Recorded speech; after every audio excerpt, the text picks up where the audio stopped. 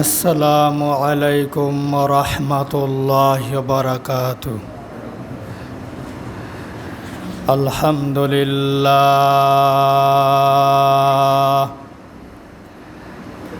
আলহামদুলিল্লাহ ওয়াকাফা ওয়াসালামুন আলা ইবাদিহিল্লাযীনা ইসতাফা। أما بعد فأعوذ بالله من الشيطان الرجيم.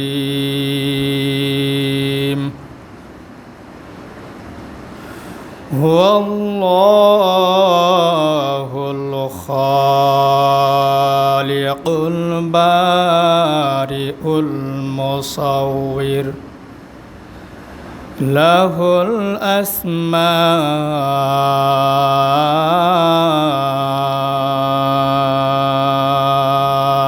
الحسنى يسبح له ما في السماوات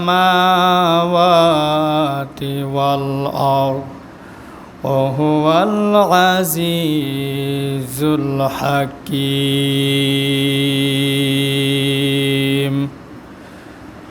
وقال رسول الله صلى الله عليه وسلم: كل مصور في النار.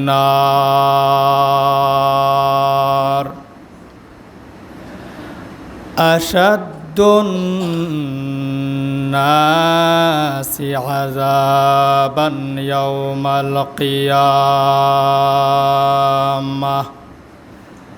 المصورون، أو كما قال رسول الله صلى الله عليه وسلم: صدق الله العلي العظيم وصدق رسوله النبي الكريم، ونحن على ذلك من الشاهدين والشاكرين، والحمد لله رب العالمين.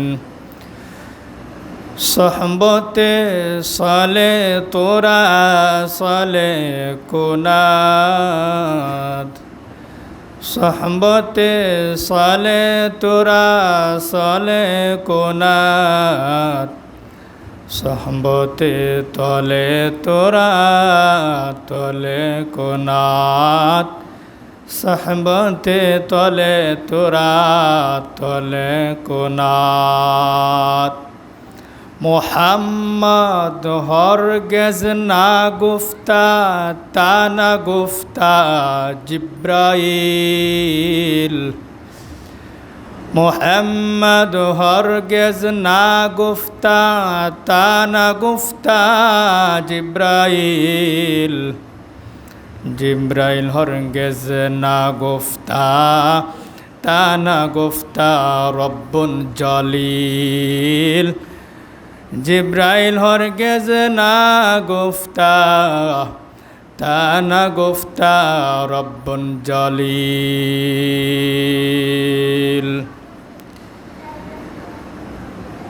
দয়াময় আল্লাহ তাআলা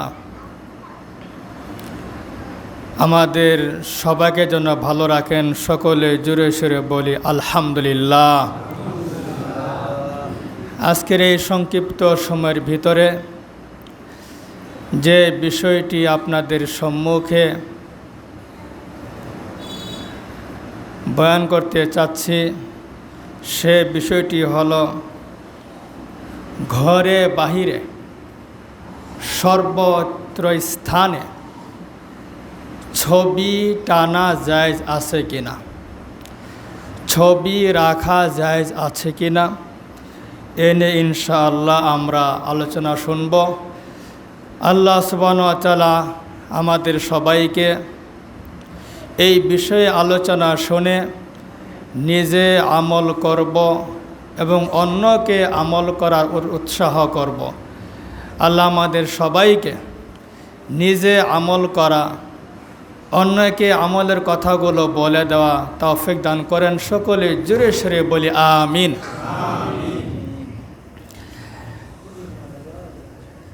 সমাজের মধ্যে অথবা আমরা ঘরে বা বাহিরে অথবা মার্কেটে, রাস্তায় ঘাটে, বাজারে, অফিস আদালতে,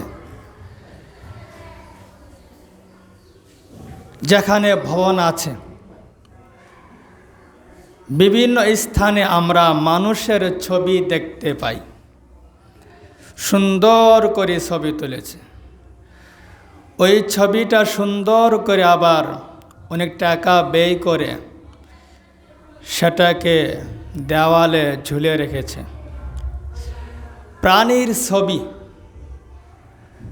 বাঘ, ভাল্লুক অর্থাৎ প্রাণীর ছবি, এগুলো দেখা যায় বিভিন্ন স্থানে সুন্দর করে দেওয়ালে ঝুলিয়ে রাখা হয়েছে। আপনার আমার ঘরে এরকমভাবে সুন্দর করে ছবি রাখা হয়। পিতা মারা গেছে অনেক আগে, তার ছবিটা সুন্দর করে ঘরে রাখা হচ্ছে। ঘরে ঢোকা মাত্রই আগে ছবিটা দেখা যায়, বাপের ছবি। নববধূ কেবলমাত্র বিয়ে করেছেন বা বিয়ে হয়েছে, স্বামী স্ত্রীর যৌথ ছবি একসঙ্গে সুন্দর করে তুলে শোকেজের মধ্যে বড় আকারে স্বামী স্ত্রী উভয়ের ছবি একসঙ্গে। তার ছবি, এটা আমার ওয়াইফের ছবি। ওরে বাপরে বাপ! অথচ তার ওয়াইফ, স্ত্রী বাহিরে গেলে পর্দা করে যায়। ওই পর্দা কি দাম? ওপেনভাবে ঘরের শোকেজে সুন্দর করে আপনার আমার ওয়াইফের, স্ত্রীর ছবিটা তুলে রাখলেন, আর বলা হয় বিয়ের স্মৃতি হিসেবে রাখছি। আবার এখন ডেটও দেওয়া আছে, অমুক তারিখে অমুক শুক্রবার, আবার কে বিয়ে করাইছে ওটা সহ দেওয়া আছে। আছে নাকি নাই? অবশ্যই কিন্তু আছে। মা মারা গেছে, মাকে অনেক মহব্বত করে, ওনার একটা ছবি তুলে ঘরে এরকম সুন্দর করে ঝুলায় রাখছে। মায়ের ছবি দিকে তাকায়, তাকানো মাত্রই চোখ দিয়ে পানি বের হয়। আর মায়ের জন্য দোয়া করে, এই জন্য রাখা হয়েছে ঘরের মধ্যে সুন্দর করে তার ছবিটা। অনেকেরই পীর আউলিয়া এরকম যাদেরকে মহব্বত করা হয়, ওদের ছবিটাও সুন্দর করে রাখা হয়। এরকমভাবে যাকে মহব্বত করা হচ্ছে বা যার সঙ্গে আমরা চলাফেরা করি, ওনার ছবিটা আমরা নিজের ঘরে, নিজের অফিসে, নিজের আদালতে, নিজের স্থানে, ঘরে, বাইরে, রাস্তাঘাটে, সর্বস্থানে এগুলা তৈরি করা হচ্ছে। এই যে এগুলো যা কিছু করা হচ্ছে, এ সম্পর্কে শরীয়তের কি ঘোষণা দেওয়া হয় এবং এগুলো শরীয়ত কতটুকু গ্রহণ করে। আজকের আলোচনা শুরুতে আর একটা বিষয় আলোকপাত করতে চাচ্ছি। ওয়াজ মাহফিলের যেটা ভিডিও করা হয় এটা জায়েজ, এটা না জায়েজের কোনো কিছু নেই, এটা জায়েজ। পক্ষান্তরে যদি ওই ভিডিওটা বিয়ের অনুষ্ঠান করা হয় সেটা সম্পূর্ণ না জায়েজ। কেন? ওখানে মেয়ে ছেলের ব্যাপার স্যাপার আছে, আর ওটার মধ্যে কোনো ফায়দাও নাই, কিছুই নাই, শুধু বিয়ে হচ্ছে। সুতরাং ওয়াজ মাহফিলে যে সকল ভিডিও হয় ওই ভিডিওটা জায়েজ আছে। বিয়ের অনুষ্ঠান ভিডিও সম্পূর্ণ না জায়েজ, জায়েজ নেই। নিজেকে চেতনা করার জন্য এরকম জায়েজ নেই, অথবা নিজের বয়ানটাকে এরকম ভিডিও করে ছেড়ে দেওয়া, অন্যর যেন উপকার হয়, সেটা জায়েজ আছে। সম্মানিত হাজিরিন, সম্মানিত উপস্থিতি, আপনাদের সম্মুখে যে কথাটি বলতেছিলাম, এখানে দুইটা ভাগ। এক নম্বর ভাগ হলো যিনি ছবি তুলতে বলবেন বা যিনি ছবি তুলবেন, এটা এক নম্বর ভাগ। হাদিসের মধ্যে পয়গম্বর বিশ্ব নবী রাসূলুল্লাহ, সকলে জুড়ে সুরে সুরে বলি সাল্লাল্লাহু আলাইহি ওয়াসাল্লাম, তিনি বলেছেন যারা ছবি তুলবে, মোবাইল দ্বারা ছবি তোলা হোক অথবা ছবিতে এনে কম্পিউটারে কাজ করে বের করে দেওয়া হোক অথবা নিজে এরকম ছবিটা অঙ্কন করা হোক দেওয়ালে বা কোথাও, কারো ছবি বা কোনো প্রাণীর ছবি, গাছপালা নয়, ওগুলা ঠিক আছে, কোনো সমস্যা নাই। গাছপালার দৃশ্য, বাড়ির দৃশ্য, নদ নদীর দৃশ্য, মসজিদের দৃশ্যগুলা এরকম, এগুলা সঠিক জায়েজ আছে, কোনো সমস্যা নেই। যেগুলো প্রাণী, মানুষের ছবি, এগুলা নিয়ে কথা।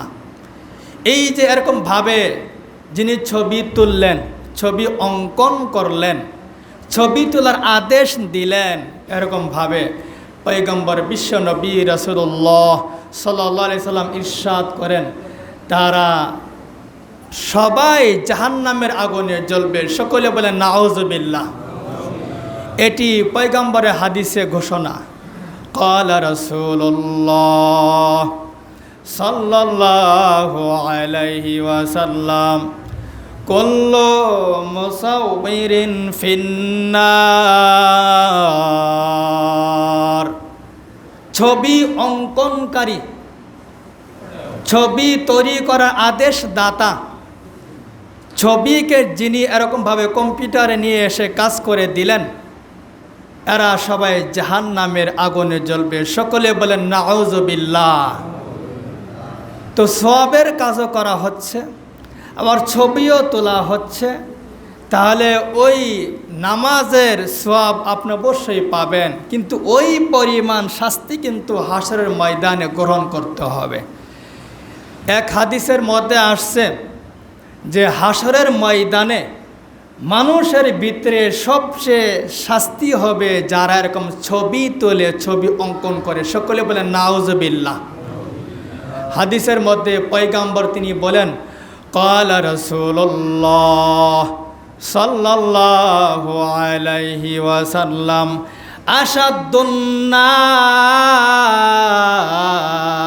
আযাবান ইয়াউমাল কিয়ামা আল মুসাউবিরুন।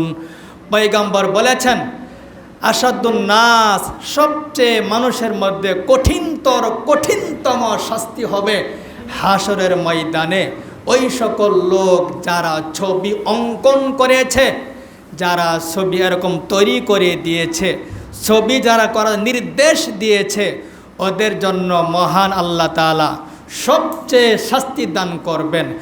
ইউকালু লাহুম, যারা ছবি অঙ্কন করবে, যারা ছবি আঁকবে, প্রাণের ছবি দেওয়ালের মধ্যে কি সুন্দর করে এঁকেছে, মানুষের ছবি এরকম, যাকে আমি ভালোবাসি, যাকে আমি মহব্বত করি, তাকে মহব্বত করে তার ছবিটা সুন্দর করে দেওয়ালের মধ্যে অঙ্কন করলাম, সুন্দর করে আঁকাইলাম। পয়গম্বর বিশ্বনবী রাসূলুল্লাহ সাল্লাল্লাহু আলাইহি ওয়াসাল্লাম তিনি বলেন, আহয়ু মা খালাকতুম, ও ছবি অঙ্কনকারী, জীবন দে, তুই যাকে বানাইলি জীবন দে। মানুষ বানাইছোস, ছবি সুন্দর করে আঁকাইছোস, এখন তার জীবনটা দে, জীবন দে। সে আর জীবন দিতে পারবে না, আল্লাহ ঘোষণা করে দিবেন, ও আমার ফেরেশতা, তোমরা তাকে জাহান্নামের আগুনে ফেলে দাও। এগুলা কিন্তু কিতাব থেকে বলা হচ্ছে, এগুলা কোনো কিচ্ছা কাহিনী কিছুই না। যদি কারো বিশ্বাস না হয়, মরার পরে দেখবেন এগুলা সম্পূর্ণ বাস্তব। ওই সময় বাস্তব হইলে কি না হইলে কি, ওই সময় আর কোনো কাজে আসবে না, জাহান্নামে যেতেই হবে। যেহেতু পয়গম্বর হাদিস সঠিক, সুতরাং জাহান্নামে যাওয়া আপনার যাওয়া সঠিক। পয়গম্বর বিশ্বনবী রাসূলুল্লাহ সাল্লাল্লাহু আলাইহি ওয়াসাল্লাম তিনি ইরশাদ করেন, ঘরের মধ্যে ছবি রাখো। ঘরের মধ্যে ছবি রাখা অনেক বড় সমস্যা।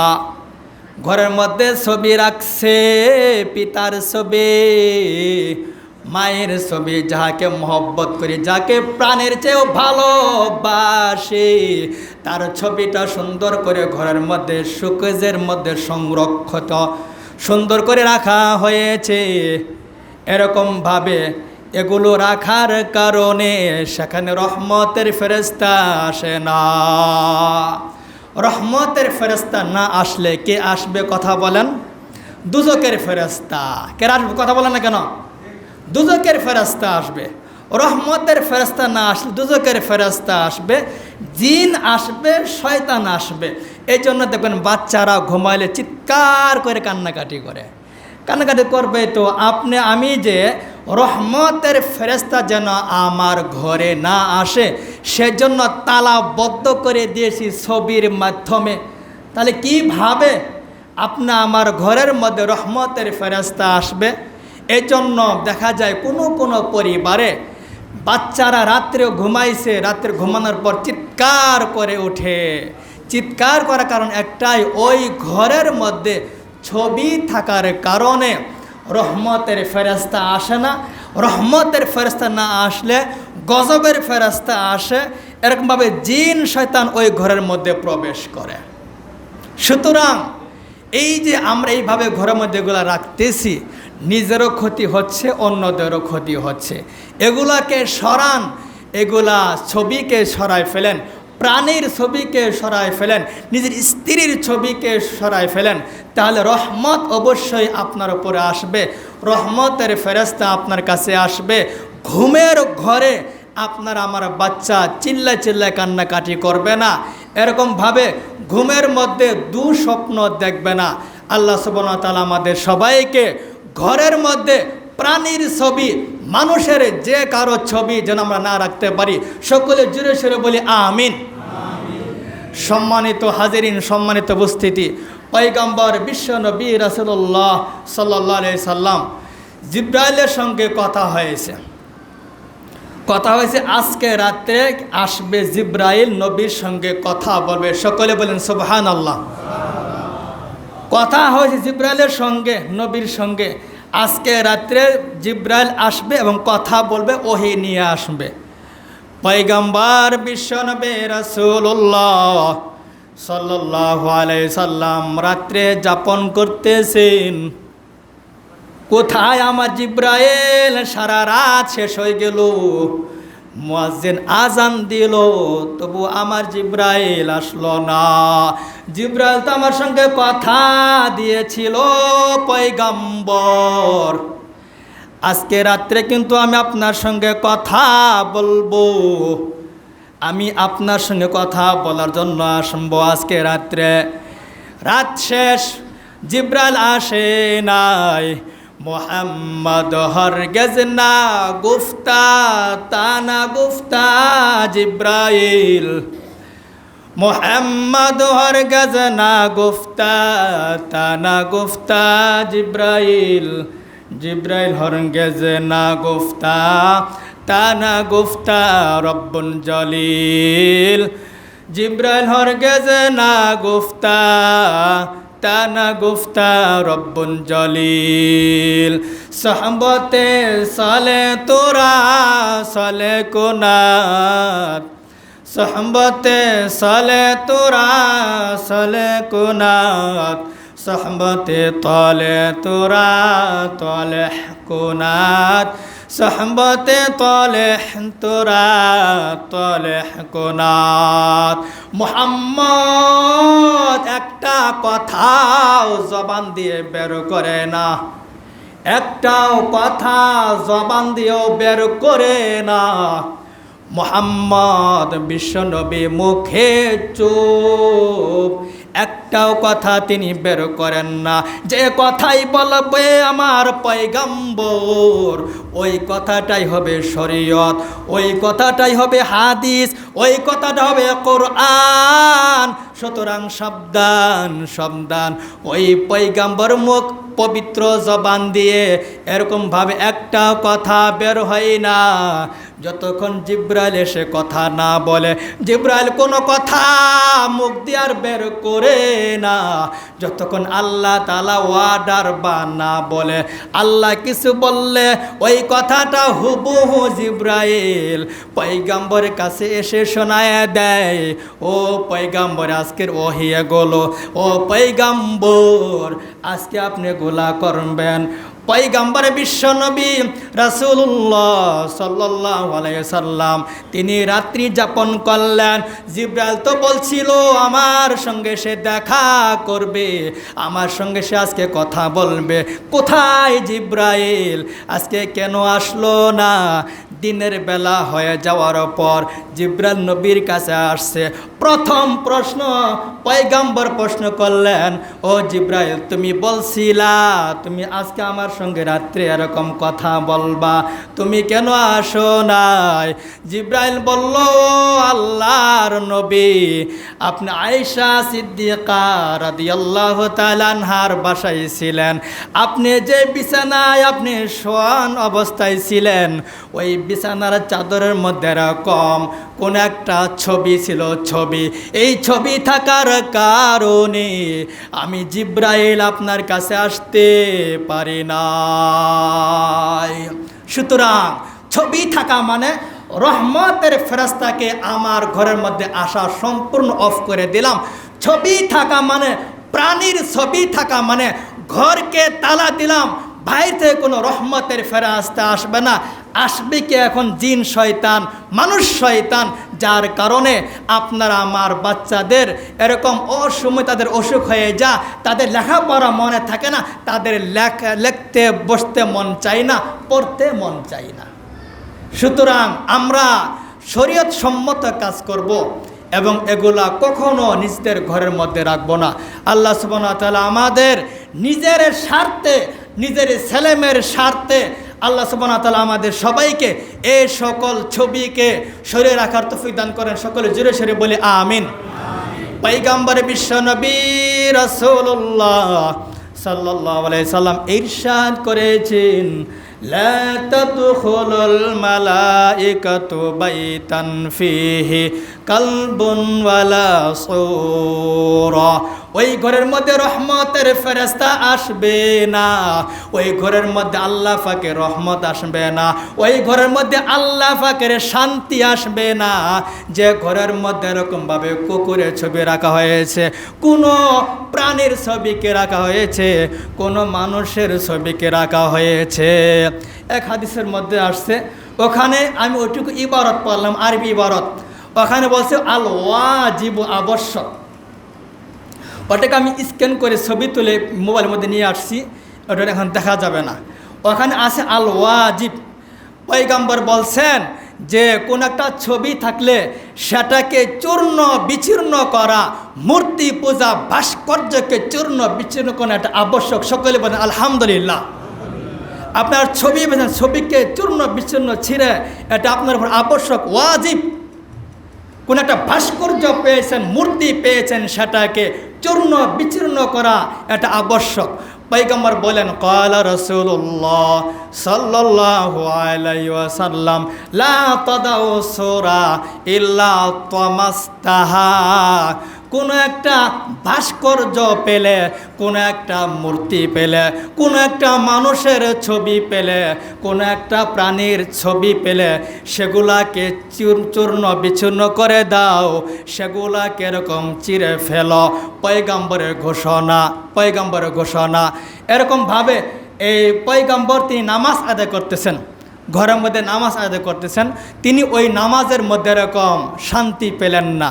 পরে জানলেন ওই ঘরের মধ্যে ছবি ছিল, ছবি থাকার কারণে এরকম নিজের নামাজে তিনি শান্তি পান নাই। ছবি থাকলে নিজের নামাজটা মাকরুহ হয়ে যায়।